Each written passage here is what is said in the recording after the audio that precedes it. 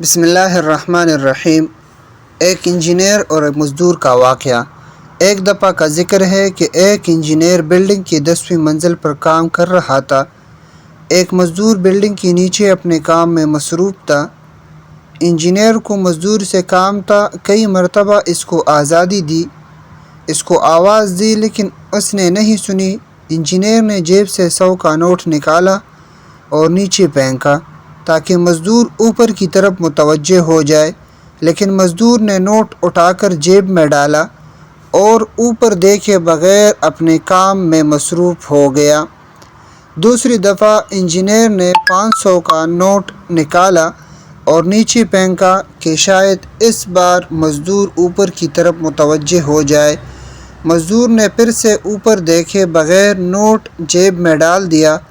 اب تیسری دفعہ انجینئر نے ایک چھوٹی سی کنکری اٹھائی اور اسے نیچے پھینک دیا۔ کنکری مزدور کے سر پر لگنا تھا کہ اس نے فوراً اوپر کی طرف نگاہ کی۔ تب اس انجینئر نے اسے اپنے کام کے بارے میں بتایا۔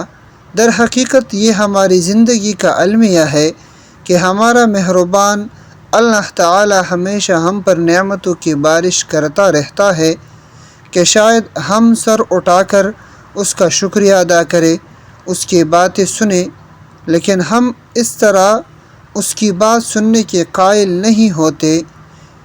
چھوٹی سی مشکل، پریشانی یا مصیبت ہماری زندگی میں نہیں آتی، لیکن جو ہی ہمیں کسی پریشانی یا مصیبت سے سابقہ پڑا، فوراً اس ذات کی طرف متوجہ ہو جاتے ہیں۔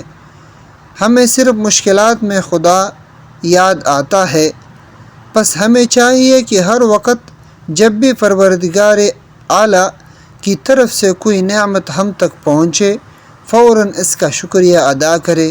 شکریہ ادا کرنے اور خدا کی بات سننے کے لیے سر پر کنکری لگنے کی ضرورت نہیں ہونی چاہیے۔ اللہ تعالی ہمیں اور آپ کو اس واقعے سے عمل کرنے کی توفیق عطا فرمائے، اور اسی طرح اللہ تعالیٰ کا شکر ادا کرنا چاہیے۔ اگر ویڈیو اچھی لگے تو چینل کو ضرور